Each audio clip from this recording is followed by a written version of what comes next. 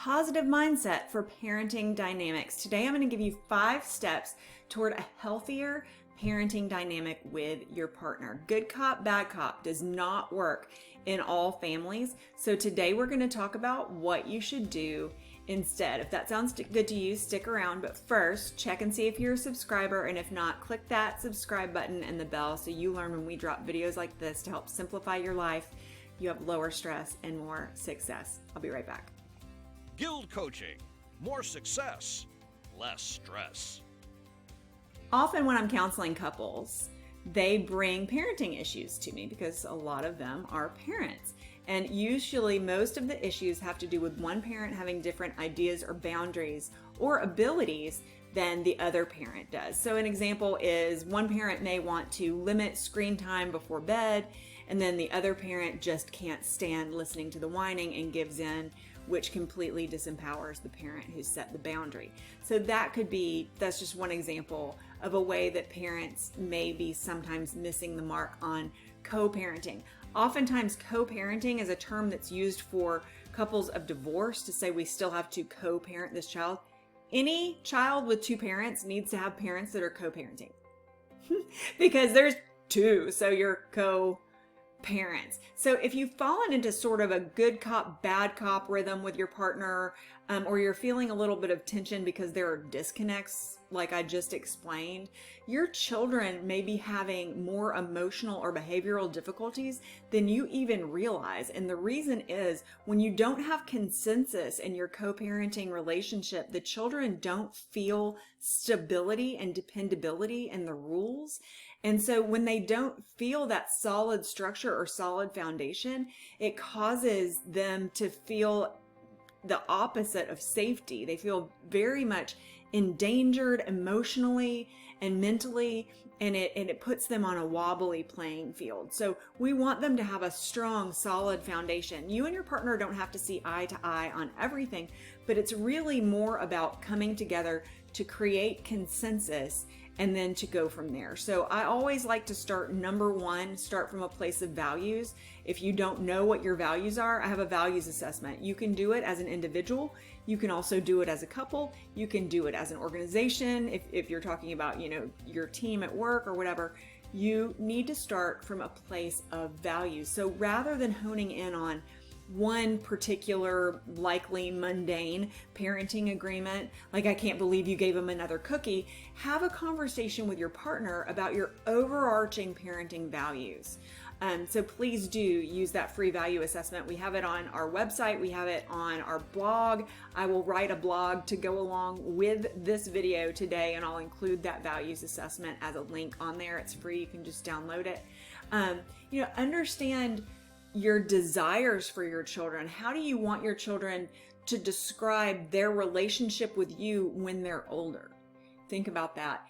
Are there characteristics that you're highly invested in modeling for your children? What about the opposite? What are the qualities that you don't want your children to see in you or experience from you? So talk about those things with your partner.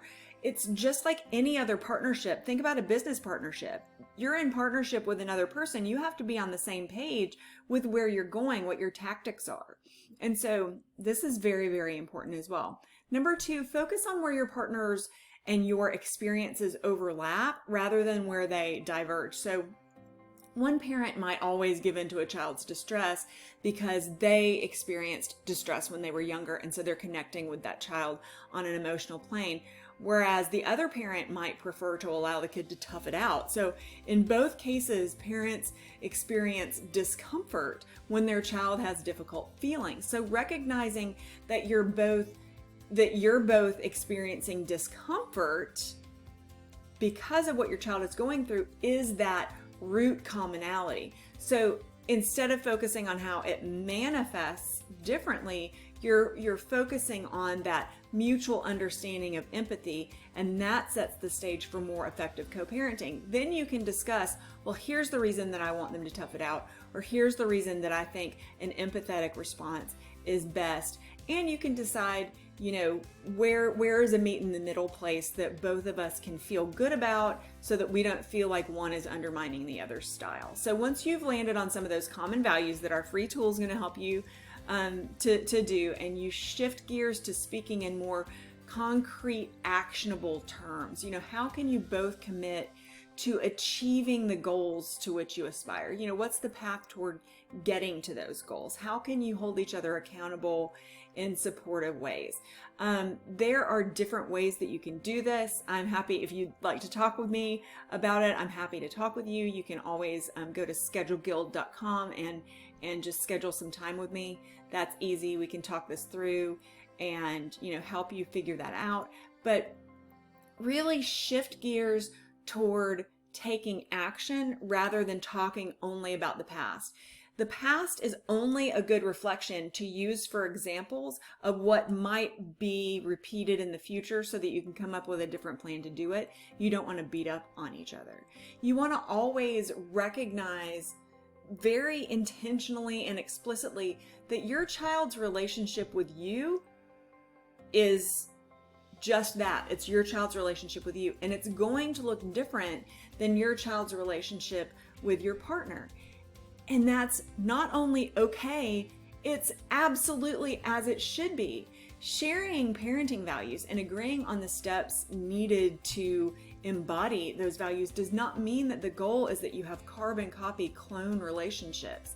You're different people with different backgrounds and different personalities and different ways of being in the world.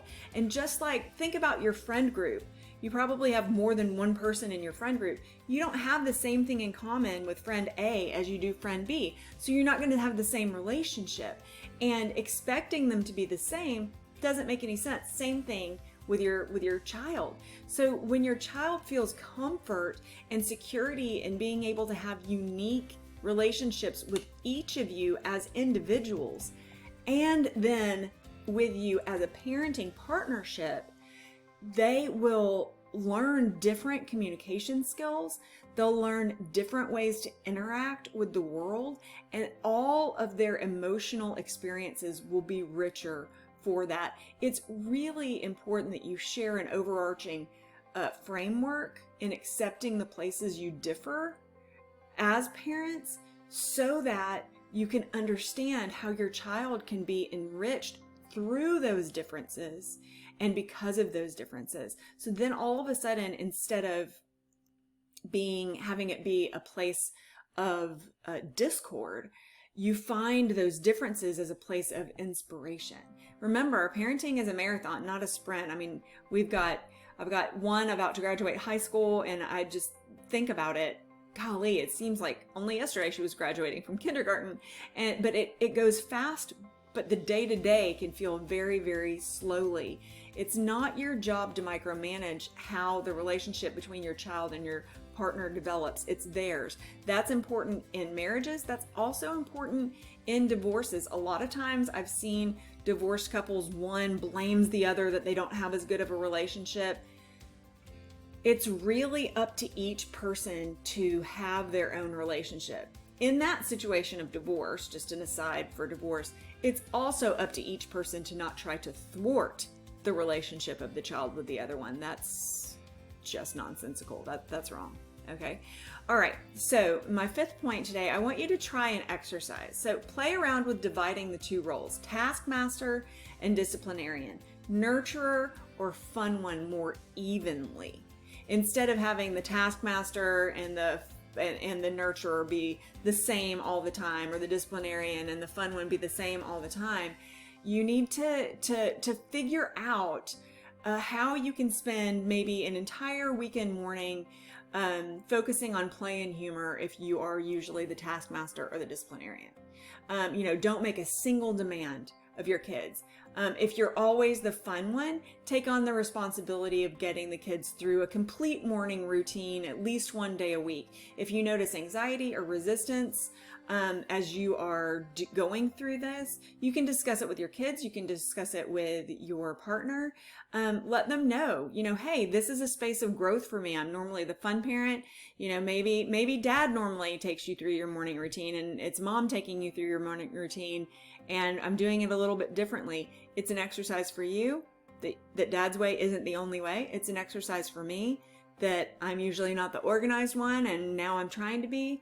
So we're both growing in this, and just explain to them so that they understand, hey, all right, okay, I can look at these roles, I can look at my relationship, I can find abundance and positivity in the fact that both parents have different strengths, but they also are looking at where to grow in their space of growth.